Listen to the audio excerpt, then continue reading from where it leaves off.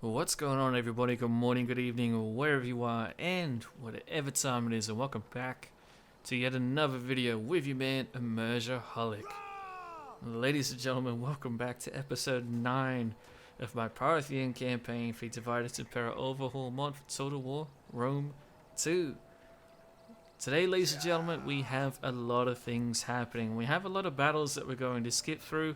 I know some of you guys said you would like a little bit more detail, or you'd like to see some of the extra battles, but a lot of these are very long battles, but they're very grindy and not really all that entertaining to watch. So I'll discuss those though as they do come up. And this is one of the first ones, the Battle of Edessa. General Vishtaspa in the north was actually assaulting the city at the end of our last video. This video he finally conquers it, and he conquers it without any issue whatsoever. His very well trained cavalry force is more than a match for the city's pretty pathetic garrison.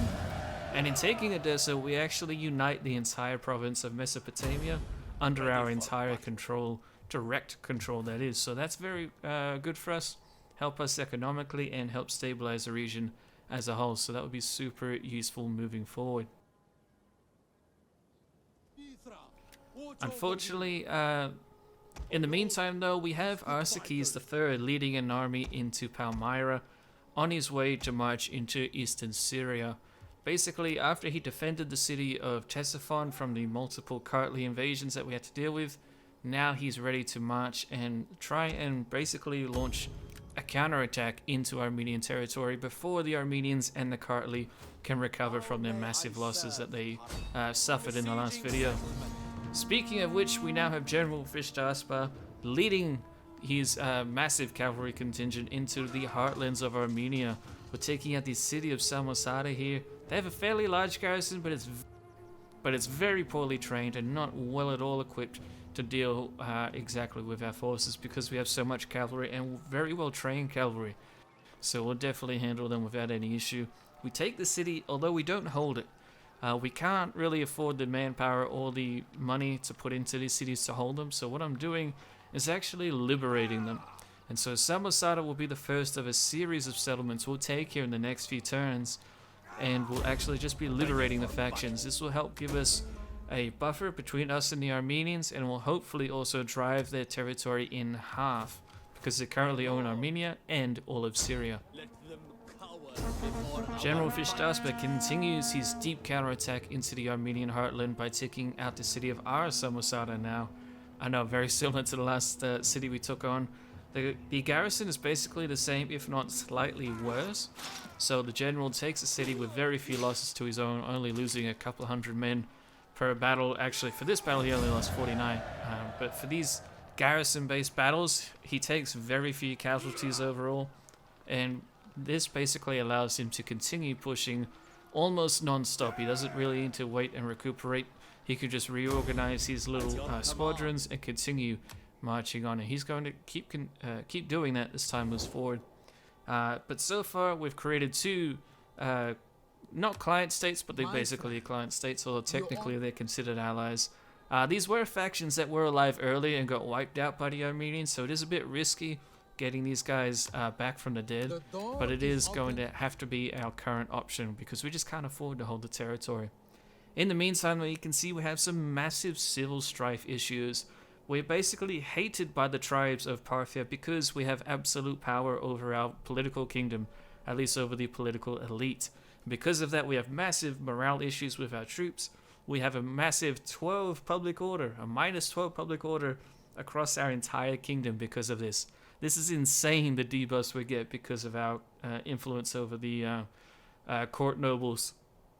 Unfortunately, there isn't a lot we can do about it because we can't promote or help out the other enemy, the other rival nobles at this time. And then in the meantime, Bactria is back. That's right, ladies and gentlemen. We cannot escape them forever, and now they are invading southern Mesopotamia, taking out one of our breadbasket cities, the city of Charax, which is our port city, giving Ctesiphon all of its trade and food. This is a must-win battle for us, otherwise who knows what could happen.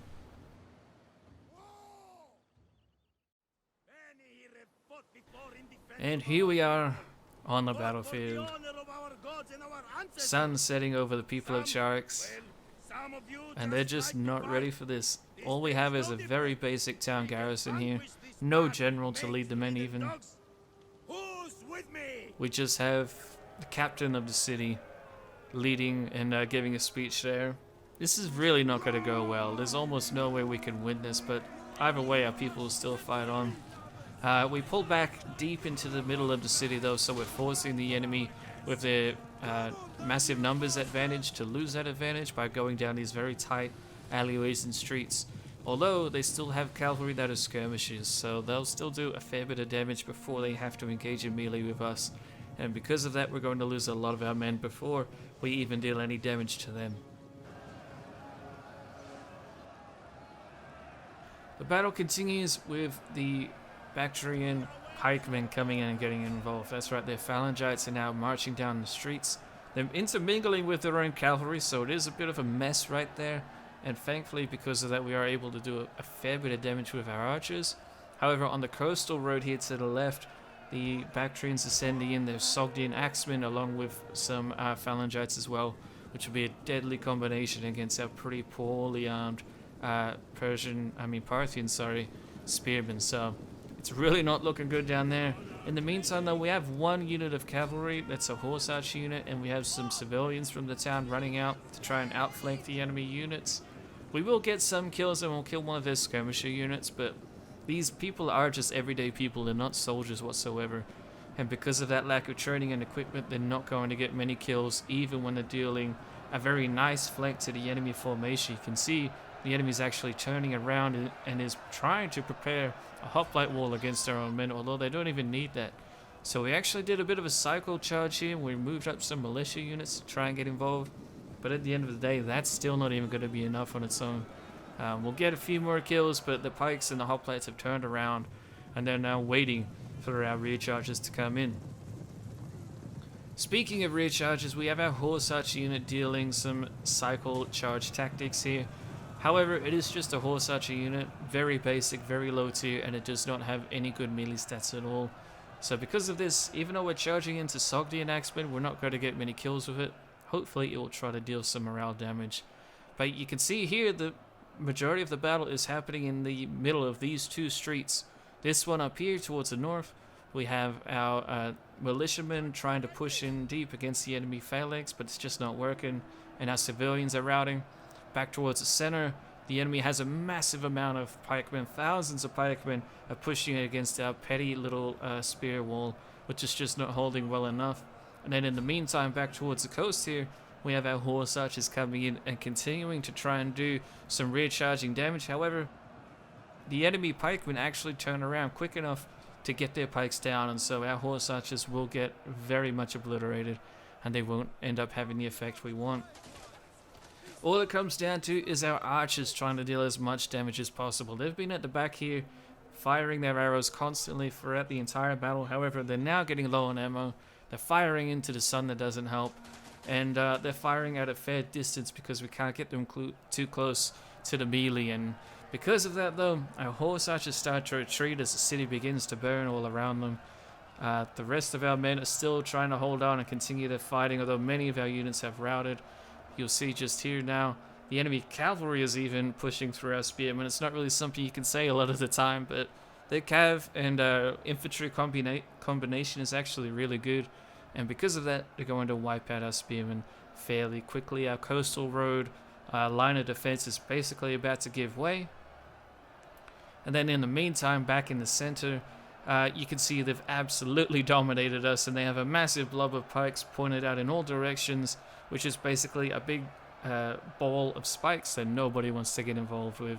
And because of that, we're now going to lose the battle. We're going fast forward, and you can see here I actually made a mistake, and I left some naval ships out in the bay and forgot about them. But it doesn't matter. We have a decisive defeat, and Bactria wins their first engagement with us in a very long time.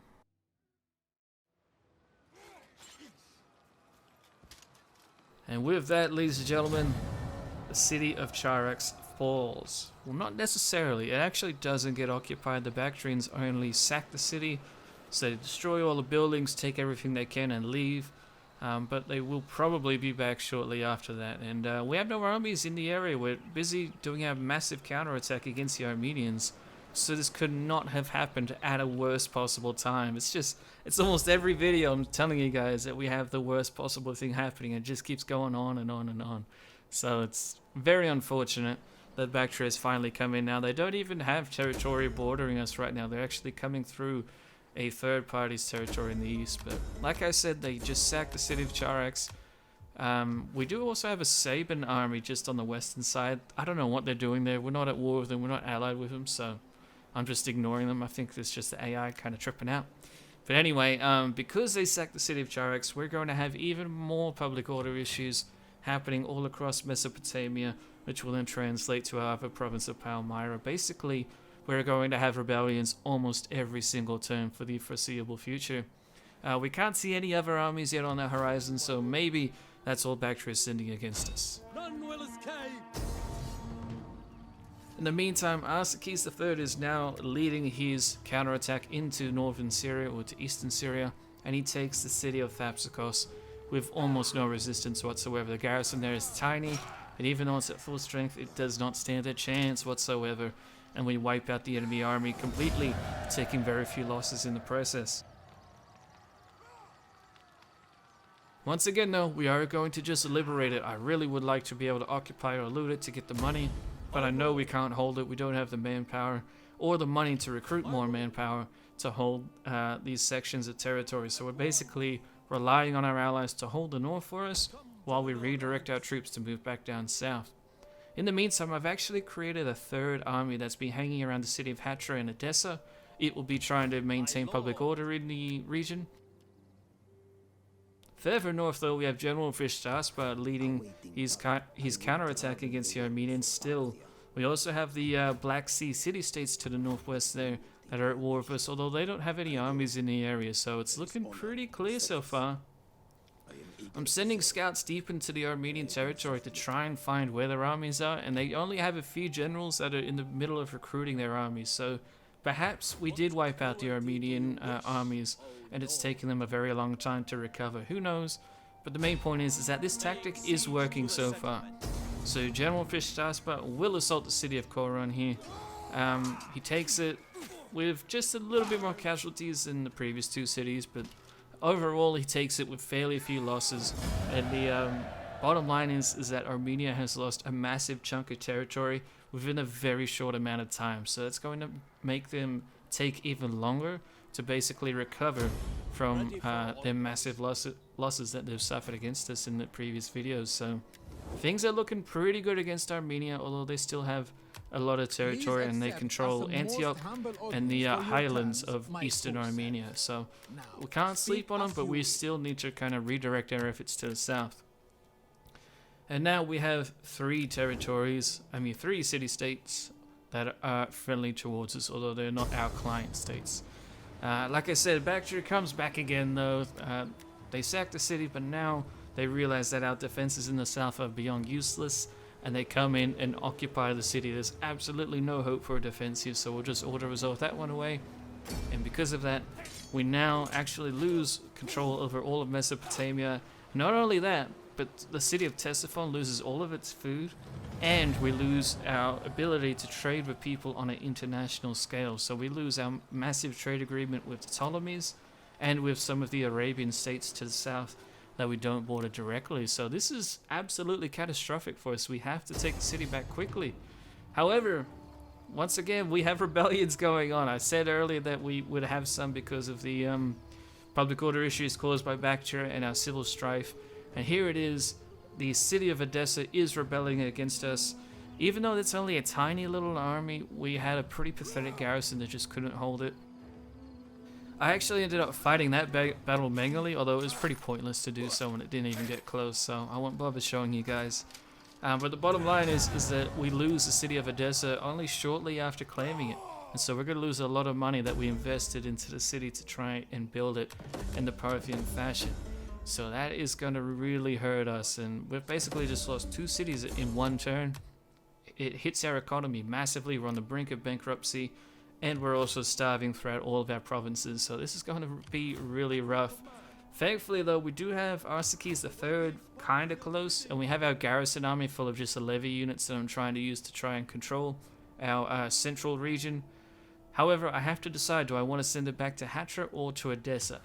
And so what I end up doing is I send Arsaces III towards Hatra, I'll send the garrison army towards Edessa, and then at Hatra I'll also recruit a general's bodyguard to try and help the garrison defend against the Armenian rebel invasion coming in from the northeast. In the meantime though, we do send the garrison army against the city of Edessa, and they do wipe out the rebels without too much issue. But again, it just adds to that level of disruption in the area, and will actually be considered a conquest. And because it's a conquest technically, it means that public order issues will just continue to skyrocket throughout the entire region. And because we recruited that general's bodyguard at Hatra, we actually have the Artaxids attacking. These guys are the Armenian rebels that rebelled from the city of Tushpa. They've been sending a couple armies down against us that we dealt with in the last episode. This time though, they've only sent a small army, and because we recruited a general, we were able to actually just order resolve it away. So that was really awesome, and it saved us a good amount of time and money in doing that. But we still got to be careful. They could send a bigger army next time. As time continues though, we have a lot of things going on. For example, we have the Kidri, an Arabic nomadic faction from the southwest, declaring war on us and joining our enemies against us. We're not sure who they're joining, but they're joining someone. Probably the Bactrians, knowing our luck. But the bottom line is that now our southwestern border is at threat. We can see they have a fairly small army here on the border of Palmyra. Hopefully, though, they won't be sending too many units against us, but there's not a lot we can do about it. They have only one city, though, and a massive amount of territory, so it might take them a few turns before they actually attack us. We'll have to wait and see. In the meantime though, we're diverting all of our scouts and spies to the southeastern theater. We need to figure out what's going on in the eastern territory of Armenia and the territory held by the Kartli around Ekbatana and such. In addition, we also have to go figure out what the Bactrians are sending against us and find out as soon as possible. Things on the west side are looking pretty good. Our city-state friends are attacking Antioch, which is held by the Armenians, although Lydia and Pergamon have armies in the area, so we've got to keep an eye on that. In the meantime though, Arsaces III returns back south down to Ctesiphon in order to go and deal with a rebellion that happened just outside the city. Thankfully he can deal with that without suffering too many losses at all. And because he does, he will then be ready to march down south and face the Bactrians, who still have their massive armies just waiting around the city of Charax. The rebels are released to try and buy us as much money as possible. You can see we're in the red for our income, so any money we do make helps us massively. We're barely able to stay above bankruptcy from turn to turn. Thankfully though, by this time General Fishtaspa has come back to the southeast, and he's helping out General Arsaces III march on down to Charax. And Charax actually isn't even garrisoned all that properly. The Bactrians did build a town, or they built something that's given them a full garrison inside, but it's still pretty small, and they don't have an army next to it, so we might be able to take it. However, Hatra is yet again being attacked. Once again, though, by the same people, the Artaxids, the Armenian rebels from the north are coming back down with their army, and this time, though, they're able to take the city. I couldn't hold it, it just wasn't, my forces just weren't good enough, and we couldn't deal with it, so because of that, even though we fought the battle manually, we ended up losing. All of our men routed pretty easily because of our low morale that we're suffering due to our internal strife. And now we'll have to deal with that yet again. Oh man, things are just going wrong one after another, guys. Thankfully though, our garrison army at Edessa is able to come down to Hatra. However, because we've left Edessa, who knows what kind of rebellions are going to pop up. But the bottom line is that we do take Hatra back in the same turn. So that is helpful.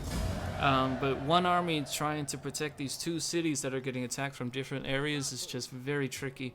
And it's going to be hard for us to handle moving forward. We'll just have to do the best we can. But again, you can see our public order issues are just so insane. There's just nothing we can do at this point, really. We can try and survive the Bactrian onslaught and hopefully reorganize our civil positions to give our other nobles some potential positions in power, so we actually distribute the power a little bit more fairly, and so we won't have as many public order issues. I'm not sure what the issue is. I'd love to get your feedback down below on how we can fix our public order issues at this point, but right now we just don't have the money to create armies or to even recruit more generals, really, to help keep things balanced.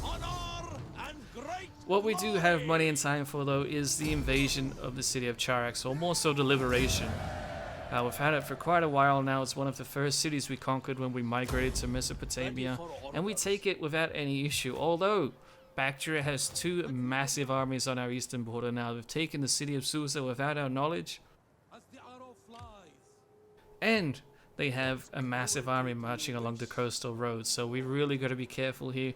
We'll actually swap out our armies, so our infantry army is in the city of Charax, while our cavalry army is outside of it, and the Bactrians are feeling confident when they march once again on the city of Charax. Hopefully the combined minds and might of Arsakes III and General Fishjaspa can hold against the Bactrian onslaught. But now, ladies and gentlemen, let's jump into it and see how Parthia fares against Bactria yet again.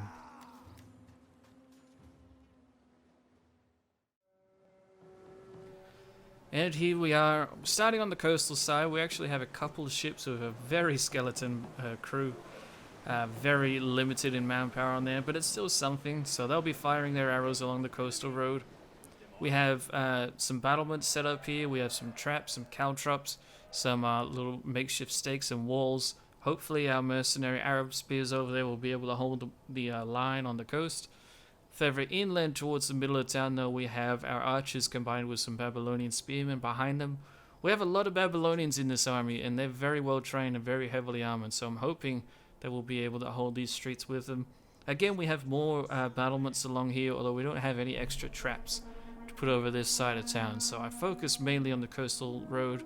Hopefully the Bactrians will start marching down that way. And in the rear, we actually have more Babylonian spearmen in reserve, and we have some elephants along with our men-at-arms Parthian axemen, so they'll hopefully come in handy later on.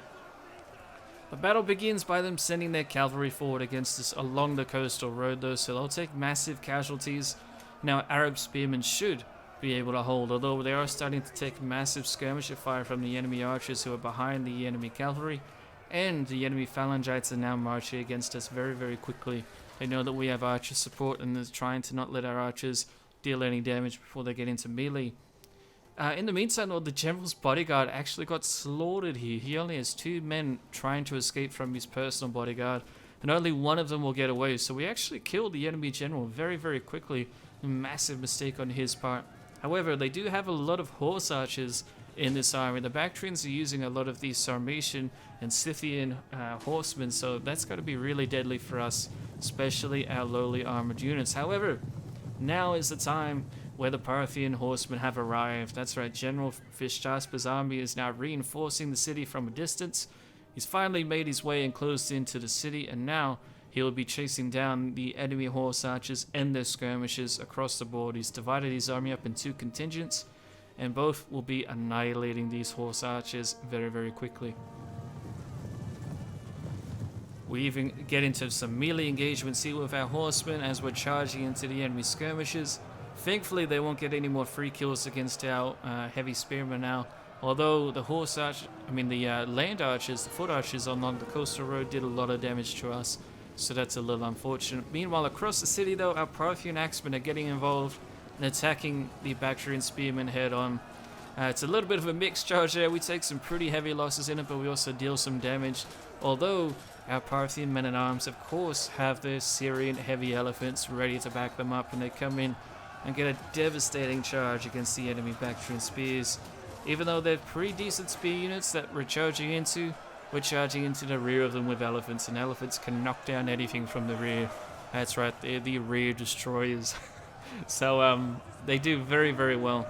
And we even do that to the next spear unit that comes along, combined with some of our noble horse archers charging in as well, getting involved in the melee combat there and dealing just absolutely devastating charges. It's insane how powerful they are.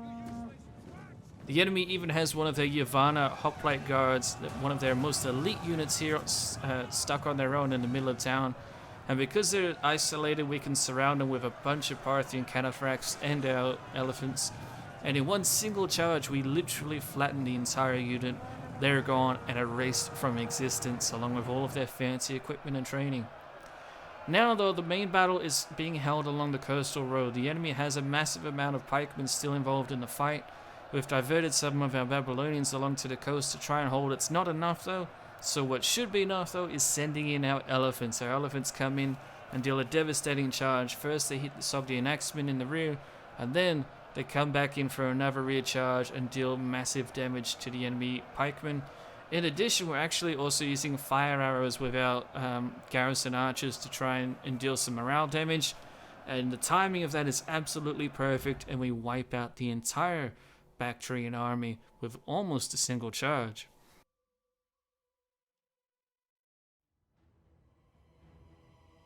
And here are the stats if you do wish to see them. Luckily, we were able to only take a few hundred losses, while the enemy lost basically their entire army, including their general, who did absolutely nothing in the fight. So that went very much in our favor. Our Babylonians did great, and men-at-arms did pretty good, although they took some losses, and our horsemen did fantastic. Almost as always, you can see our Babylonians are becoming absolutely veteranized along with our cavalry. So our armies, while they're few in number, they are becoming very elite and very experienced. So that's helping us out massively in the long run. And the Bactrians are defeated, which is very nice for me to say. However, back north at Edessa, another rebellion happens and we lose the city once again. Nothing I can do about this right now because we just don't have the money to defend Edessa and Hatra. We should be able to recapture Edessa fairly quickly, but we'll have to wait and see on that. It depends on what else we see coming at us. And in the east, we have another 3 massive Bactrian armies coming right at us, plus another one I found way up in the north near Ecbatana. Basically, Bactria is coming at us full ball right now. And to demonstrate that, they actually move an army around Charax and go towards Ctesiphon with it. In the west, we're actually dealing with more rebellions in Palmyra. The Palmyran governor was able to deal with it with just the city of Palmyra's garrison, though, so that's not too much of an issue. Although it does at least demonstrate the massive internal strife we're trying to deal with.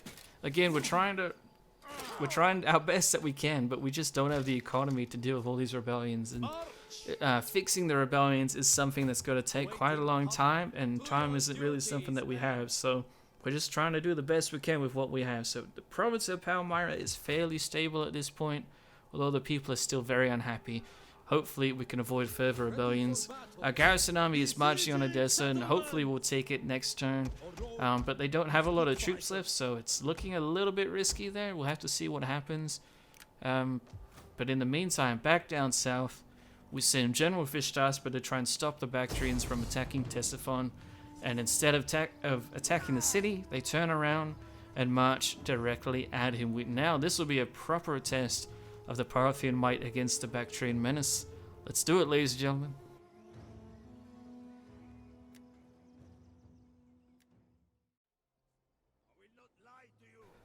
Alrighty, here we are on the battlefield. Massive amount of cavalry here, skirmishers in the back, horse archers around the front mainly, although in the middle we also have some more skirmishers. And at the front with our other horse archers, we also have combined our cataphracts with them, so we'll basically be directing all of our horse archers and cataphracts alike in one big blob command. In the meantime, we'll be sending off our mercenary Cappadocian lancers and our Median skirmishers separately to basically deal separate goals. So right now our horse archers are basically baiting out the enemy cavalry like they are here. The enemy cav absolutely can't stand being hit by anything, and so they charge directly at us and they will get baited away for quite a while. Eventually though, they'll peel off and focus on our melee cav while our horse archers continue just kiting the entire enemy army away. You can see the enemy infantry in the background there. They're just getting annihilated as they continue chasing our men across the desert. They're not going to be fast enough to catch up as long as I can continue microing things fairly well. Back towards the other side of the field though, we have our skirmishers and melee cav getting involved in a nice solid melee with the enemy cavalry. They only have a couple of units, but it's enough that is a massive threat to our horse archers, so we really need to try and annihilate them here. We're stuck in a bit of an unfavorable position here because we're fighting in some pretty heavy brushland, but thankfully we are able to surround the enemy with our other Cappadocian Lancers and get in a very solid charge against them, and they will come in and deal devastating damage. And we even get our elephants involved in the fighting, and we also get the rest of our median skirmishers involved to come and track down the enemy cavalry, and we do a bunch of cavalry fighting in the forest, which is a little bit weird for us.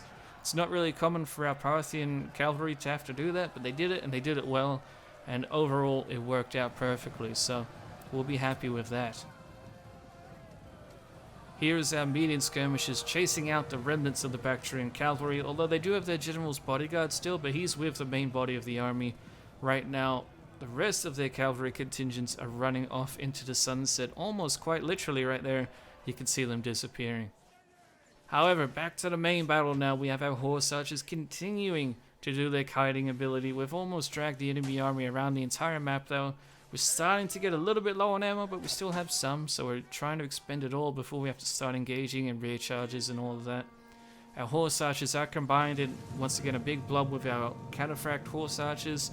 And then you can see on the left side of the screen, the enemy infantry are very disorganized, they're very disjointed, and they're just not really able to keep pace with each other, let alone with our horse archers. And because of that, we're going to start taking targets of opportunity and surrounding and delivering the good old Parthian sandwich very soon. And in fact, here is one of our versions of the Parthian sandwich, where we surround the enemy unit, and instead of actually giving them some bread, all we do is sprinkle some salt and pepper and annihilate them with skirmisher fire. And these are our median skirmishers, the Persians. They're coming in with their javelins and surrounding a very heavily armored elite Yavanna Guard unit.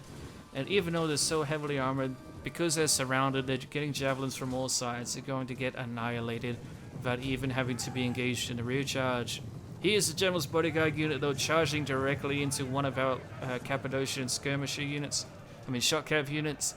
Then we're also sending in our elephants to try and kill him as quickly as possible, along with our median skirmishers getting into melee.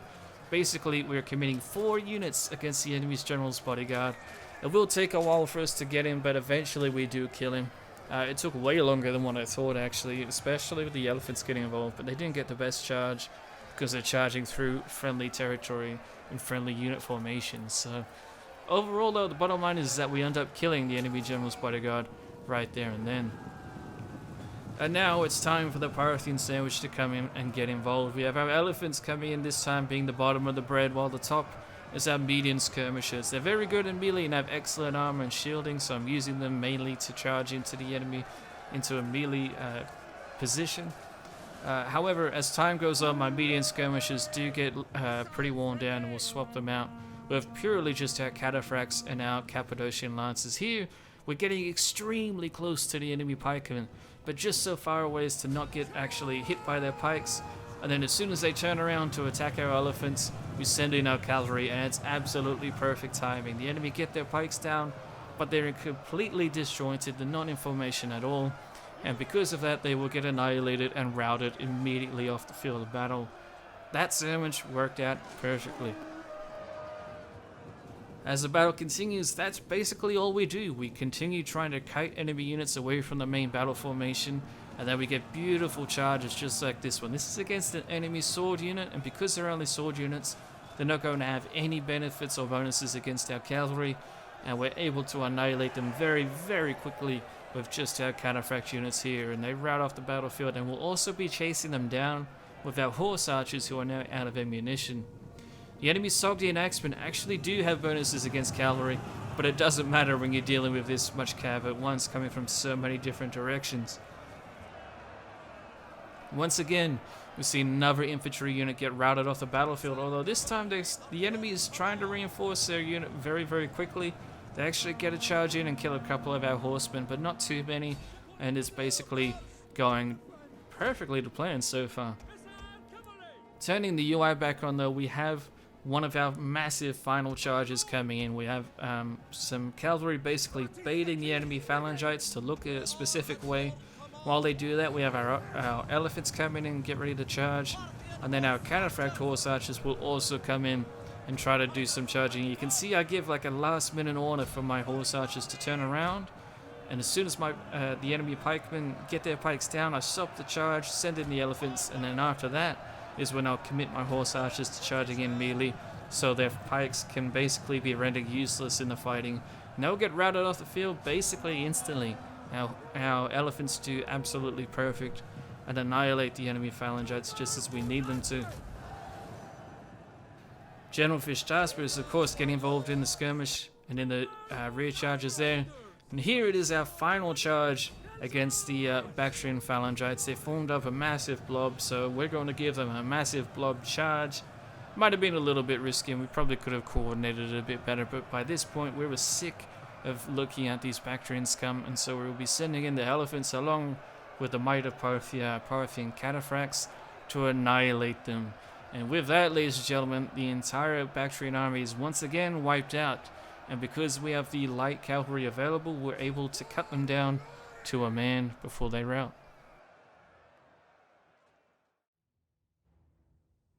And here are these stats if you wish to see them. Once again, we only lost a few hundred men, which isn't too terrible.